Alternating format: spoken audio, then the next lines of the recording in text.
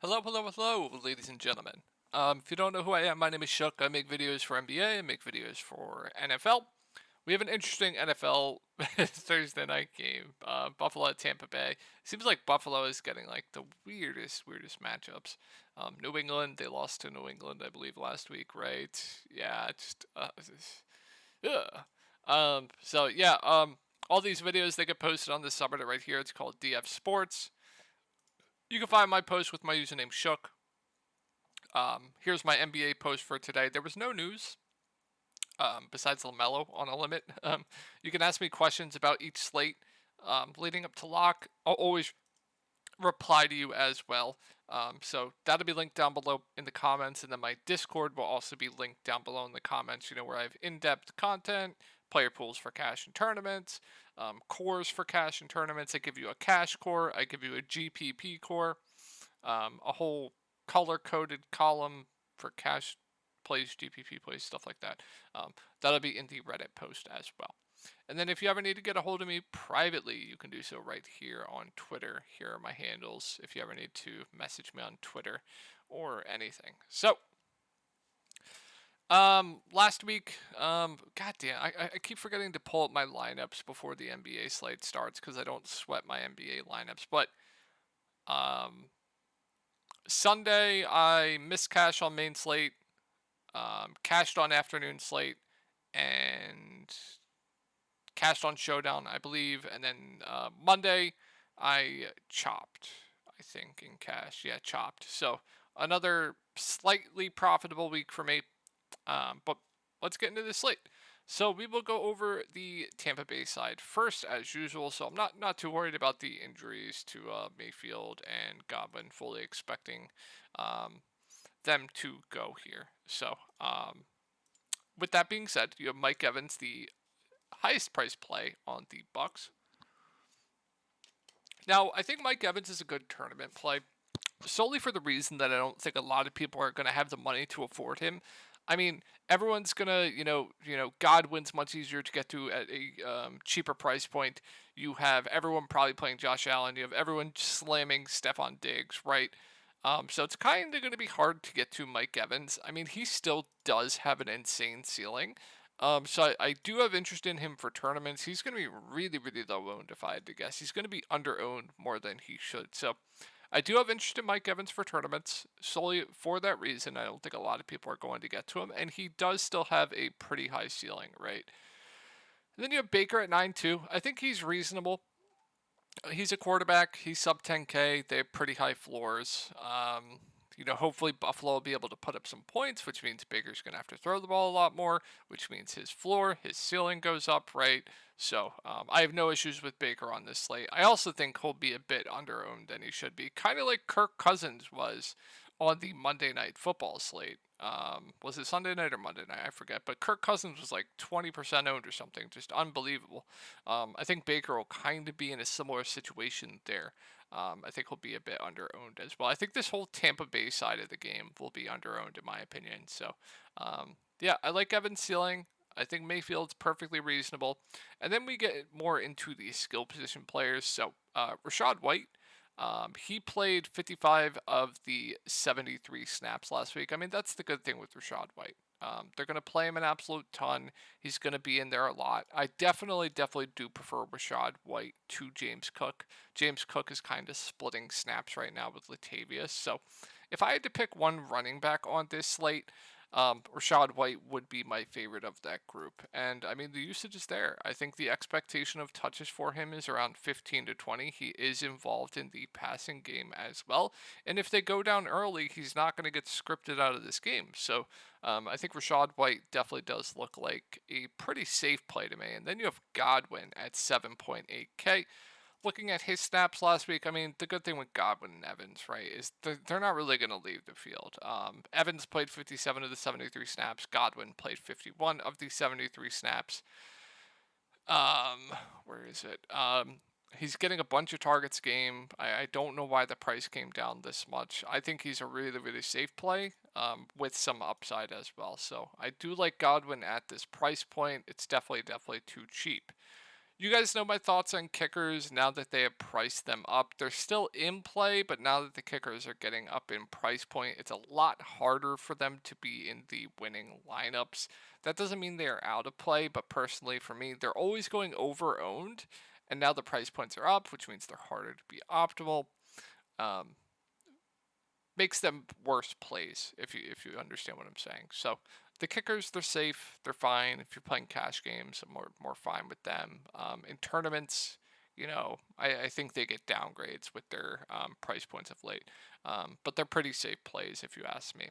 And then looking at the rest of the wide receivers for the Buccaneers, you had Trey Palmer play 47 of the 73 snaps.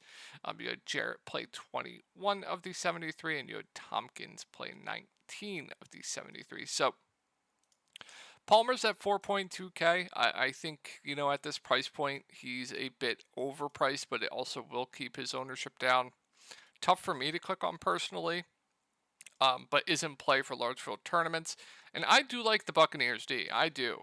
You guys knew I was pretty high on the Eagles defense and the Miami defense just because nobody was going to click on them because everyone thought it was going to be such a high scoring game.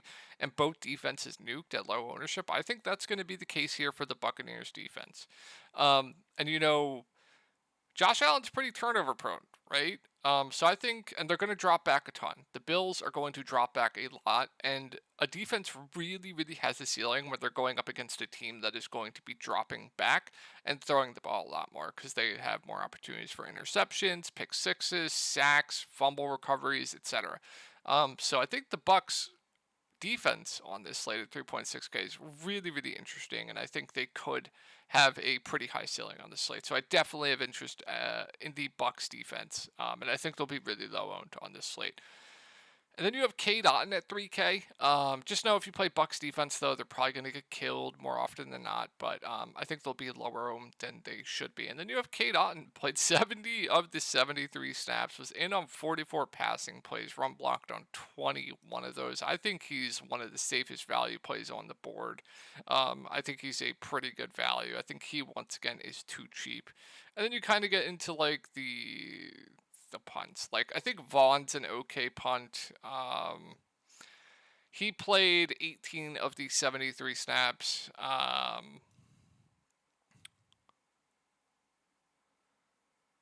Where is Jarrett? Jarrett's the Flatman price at $200. He played 21 snaps. Like, they're all in play for large field tournaments if you want to go there. Where is Tompkins? Tompkins is 1,600. He played 19. I think I prefer Jarrett for the discount. And I think that's gonna wrap it up for the Bucs side of this game. I guess Edmonds got activated. I don't think that's gonna hurt Vaughn. We'll look out for that, but that's gonna wrap it up for Buffalo. Or Tampa Bay, sorry. So, moving on to Buffalo. I mean, I don't really have to say it. You guys know Josh Allen is a great play. He possesses one of the highest floors on this slate, one of the highest ceilings on this slate. He's sub 12K as well, so it's pretty easy to fit him in, and we do have some pretty good value. So, I think Josh Allen looks phenomenal. Stephon Diggs, I think, looks great as well. I mean, he's probably going to get you double-digit targets. He has huge touchdown upside as well. Floor plus ceiling is just great. He looks absolutely great. And then you have James Cook. So I much prefer Rachaad White to James Cook.